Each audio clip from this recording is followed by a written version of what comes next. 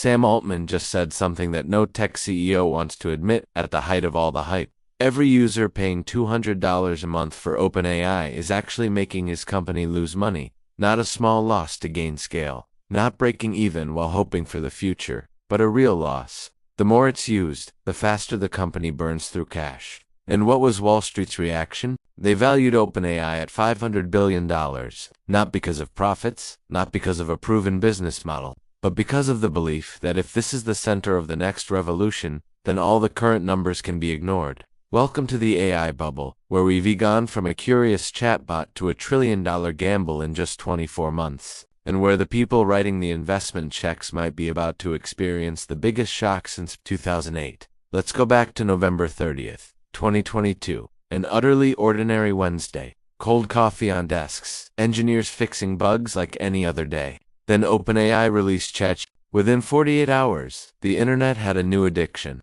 People used it to write breakup messages, debug code, explain black holes, compose bedtime stories.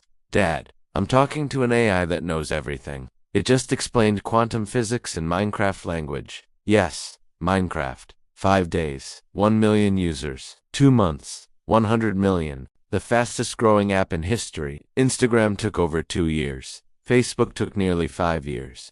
ChatGPT did it in 60 days, and Silicon Valley was in real panic. At Google's headquarters, the atmosphere back then wasn't excitement, it was panic. We invented this technology. Transformers came from Google. The research papers had Google names on them. The top minds in AI had all walked those hallways. So why was the son of a Google executive using ChatGPT to do his homework instead of any of the company's own AI products? The answer is simple, because Google didn't dare release it. They had the models, they had the capability, they had the data, but they also had something OpenAI didn't. Fear of the model saying wrong things, fear of bad press, fear of lawsuits, fear of damaging a hundreds of billions dollar advertising money machine. For years, Google's AI was locked in the lab, not because it wasn't ready, but because the risks were too big for an empire that was already too successful. Then ChatGPT arrived, and every reason to hesitate suddenly became meaningless. Launch something, right now. Call it Bard, Gemini, whatever. Just ship it. Google rushed into the race under pressure. They released Bard to the market, and in the very first demo, it gave a wrong answer to a basic question. That was enough. Stock price plunged. Media dissected it. A giant looked, for the first time, clumsy. OpenAI was different. They had no advertising empire to protect, no decades-old reputation to preserve. They could take risks. And in tech, the one who moves first almost always wins. Just weeks later, Microsoft showed up with a move that stunned the entire industry. $10 billion into OpenAI, with billions more in reserve. Not a trial, not testing the waters, but an all-in bet. Google scrambled to catch up. Amazon wouldn't stay on the sidelines, starting to pump billions into Anthropic, and then the domino effect happened. We have a dog walking app, but the core uses machine learning. Okay. Here's $50 million. Don't you want to see a demo?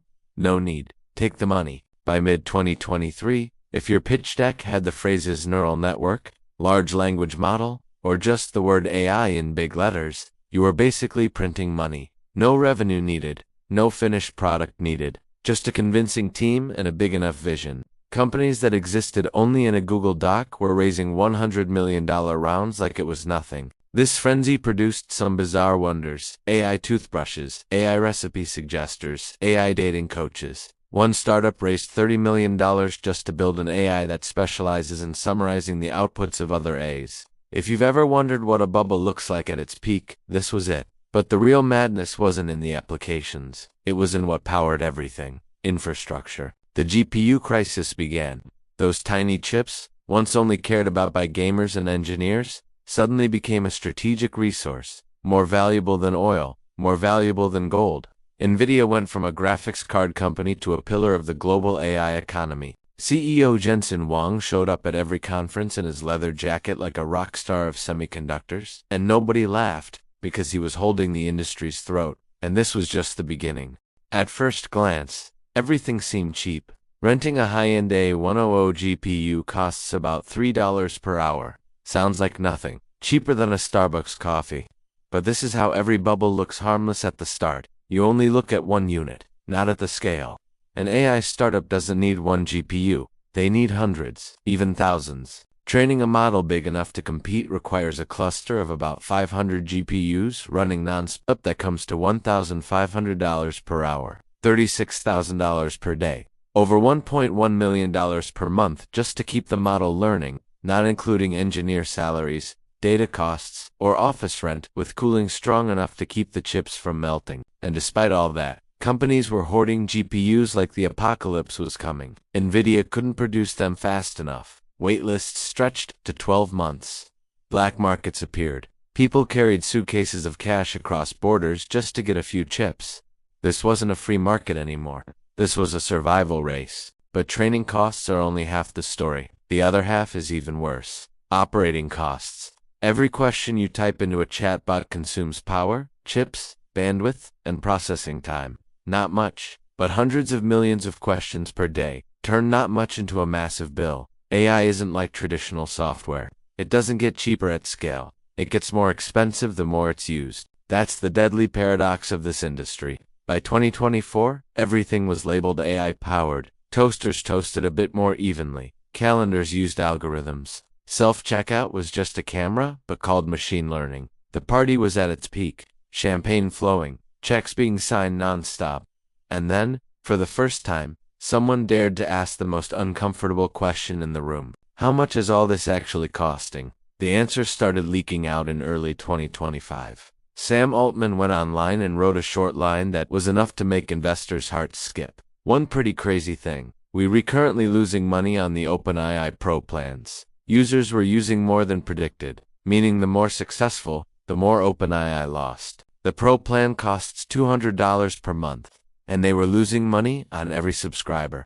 When ChatGPT Plus launched, the OpenAI team tested two prices, $20 and $42. They didn't choose based on costs, not based on financial analysis. They chose whichever got fewer complaints. No market research, no profit modeling, just gut feel. And that's how a company valued at hundreds of billions priced its most important product, by intuition. And here's the number that makes the whole story scary. In 2024, OpenAI hit $3.7 billion in revenue, but lost $5 billion.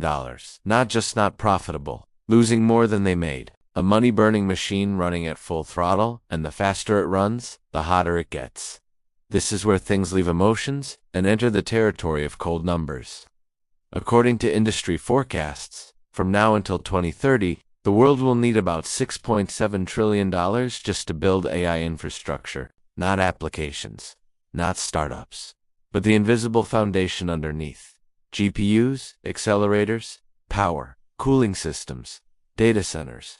Of that, $5.2 trillion for AI infrastructure specifically. The remaining $1.5 trillion for traditional cloud. Just the four biggest tech companies have plans to spend $350 billion in 2025 alone. 1 year, not a decade, not a cycle, one single year.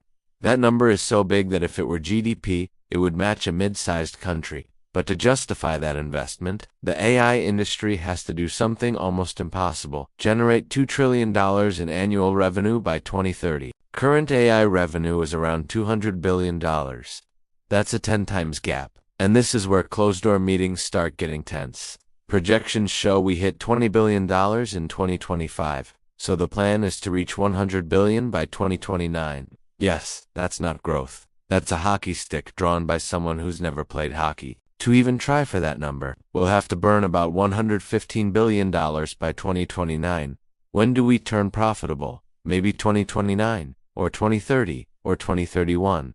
And if revenue misses, then raise more capital. From whom? Microsoft, a sovereign wealth fund, or a pension fund optimistic enough to bet retirees' futures on a model that still makes up information. Since 2021, hundreds of billions in private money have poured into AI startups, mostly concentrated in fewer than 10 big companies, pushing their total valuations up nearly $1 trillion.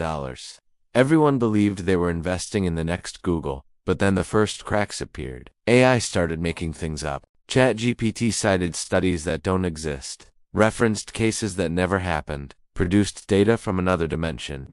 Google launched an AI that advised users to glue cheese to pizza to make it stick better because it learned from a Reddit joke, not legend, real. Then came the lawsuits. Artists asked, "Did you use my work to train the AI?" Writers asked, "Is my book in your data?" Journalists asked, "Are you competing with the very content you're taking?" The honest answer was, yes. The New York Times sued OpenAI, Getty Images, sued Stability AI authors, musicians, artists, all headed to court. The AI side argued, "We just learned from public data." The other side replied, "You scraped the entire internet without permission and used it to make money." When put that bluntly, it doesn't sound harmless anymore.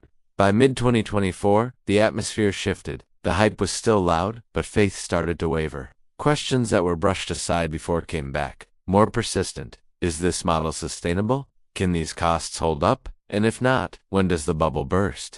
If everything looks this crazy, the logical question is, why hasn't the AI bubble popped? Because this isn't the dot-com bubble. In 1999, startups were valued at billions with just a website, no revenue, no real customers. When money ran out, they vanished. But today's AI bubble is backed by companies that actually print money. Microsoft doesn't live off AI, they live off Azure. Google doesn't need AI to survive. Ads still pay the bills. Meta doesn't sell AI, they sell your attention. AI isn't their lifeline, it's survival insurance. Nobody's investing because it's profitable now. They're investing out of fear. Fear of being left out if AI really is the next iPhone moment. If the world shifts overnight, the slow company becomes BlackBerry, and no CEO wants history to remember them that way. Picture big tech as a poker table where everyone has unlimited chips. Microsoft folds, Google wins. Google folds, Amazon benefits. Amazon hesitates, Meta jumps in. Nobody dares stand up and leave the table. Nobody wants to be the first to blink, so they keep raising whether the cards are good or not. This bubble won't burst because of hype. It won't burst because of a critical article. It only bursts when real-world reality forces everyone to stop pretending. History shows there are usually three kinds of moments like that. First, money suddenly disappears. The dot-com bubble didn't die because of stupid websites, but because cash flow got locked up. Interest rates rose. Borrowing got expensive. Funding dried up. If that happens again, if big tech is forced to tighten belts, the AI game ends very quickly. Second, an embarrassing collapse. Every bubble has its iconic moment. .com had disastrous earnings reports.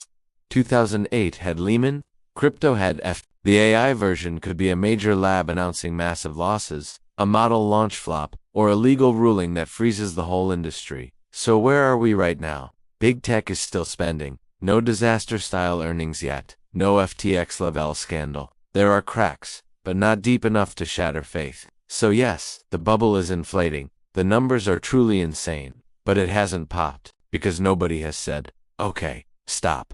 Until one of the giants finally stands up from the poker table, the AI bubble will keep floating. We're not at the explosion moment. We're at the tension moment. The deep breath before the scream, the silence stretched tight like a string right before it snaps. The episode right before the season finale.